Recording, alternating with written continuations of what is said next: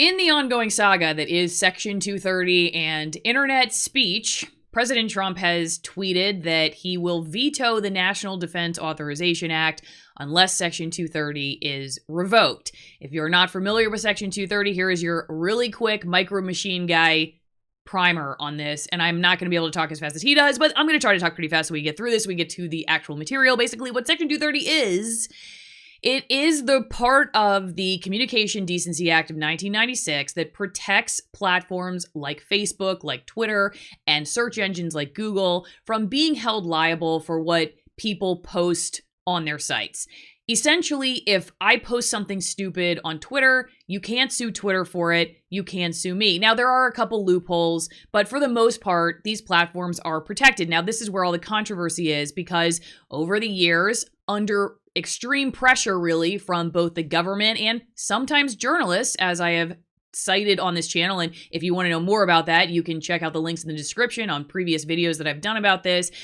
These platforms have started to encroach on what people can and cannot say by flagging posts, by sort of, demonetizing, which basically sort of lowers them in the ranks of visibility. I've had that happen to me several times.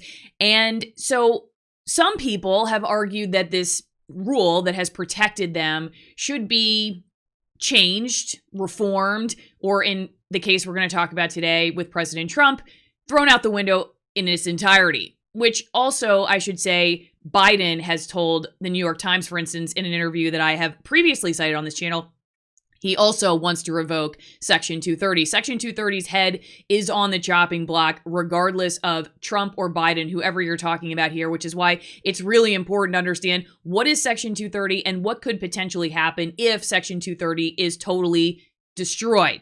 But let's go to the tweet real fast.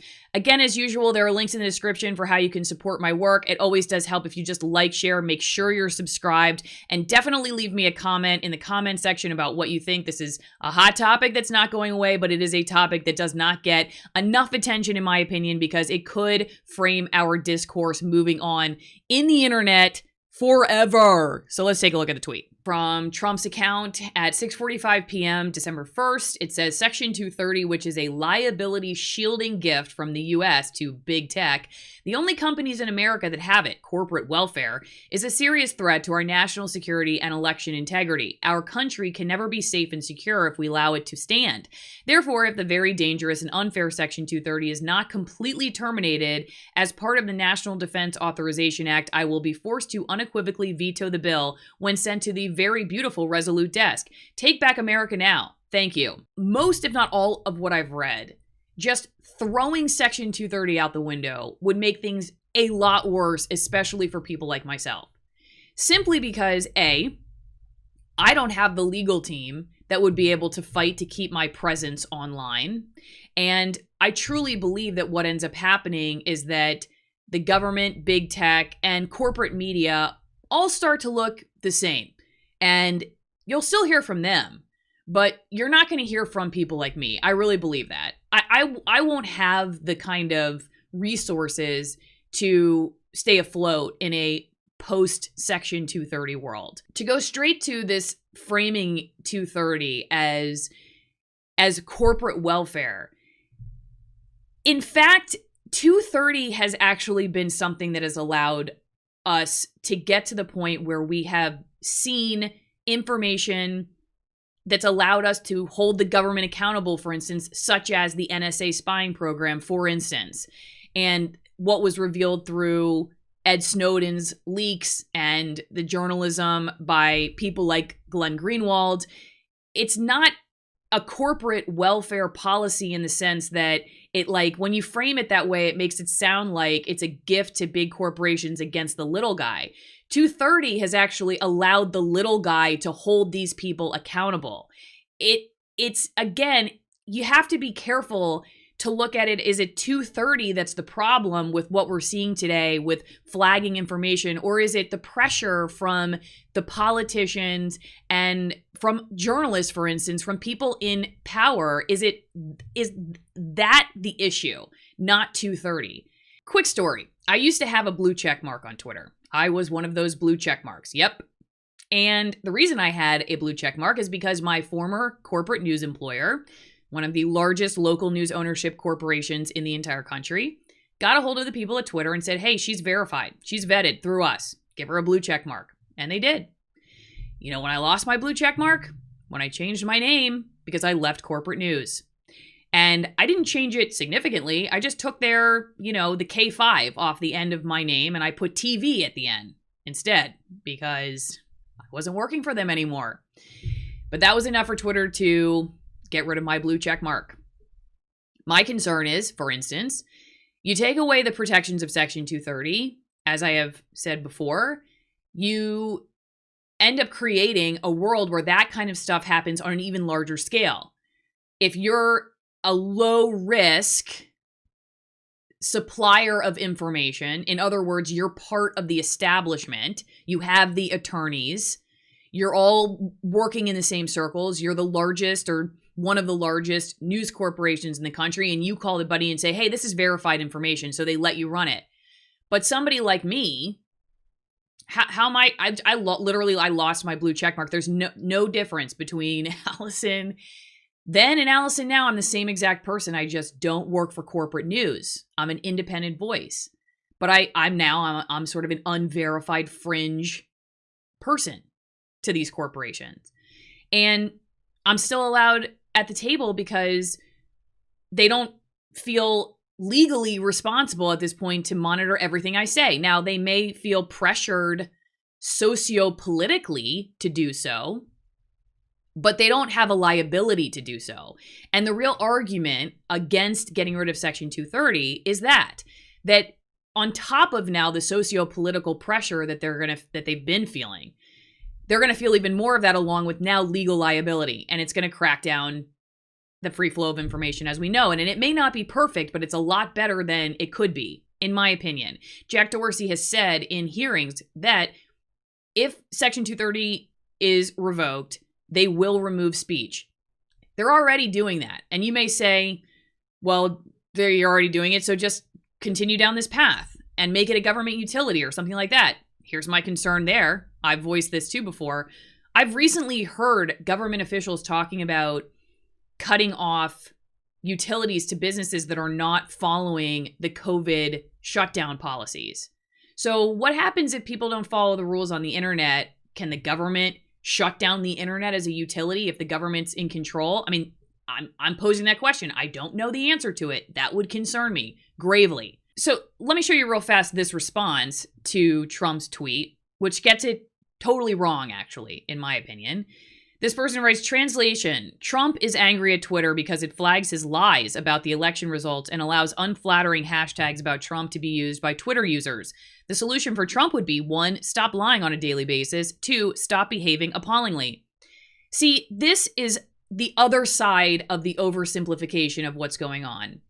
People are not just flagged and demonetized and shut down from these platforms because they are lying or behaving appallingly. I have done neither of those, and I have been flagged. I have been demonetized. So to wrap this up, I just want to say that I'm not ignorant of the issues of free speech and censorship on social media platforms and with search engines like Google. I've been the recipient of these subjective policies. That said, how to solve that and increase free speech is an important discussion that I believe is not solved by just tossing 230 out the window from the research that I have done. And granted, I'm new to this topic, but I have been doing a lot of research about it recently, and I didn't come with any particular political bias on it because I frankly didn't even know it existed, okay? I'm just telling you what I've learned as I've done the research and what I think now as somebody who's a small creator on these platforms. It reminds me a lot of being an environmental reporter because I often covered endangered species for which there were calls to, of course, try to save them. And depending on how endangered they were, people wanted to act quickly and drastically to do so.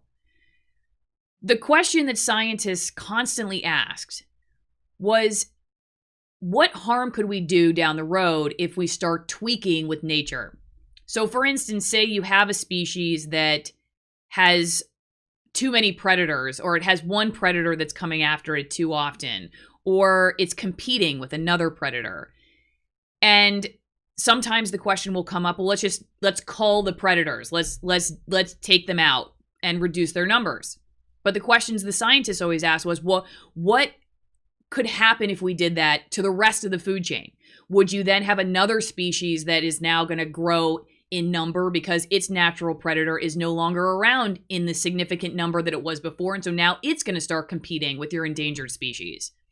What are the secondary and tertiary consequences of removing something that has played an intricate role in an ecosystem? You can look at 230 that way.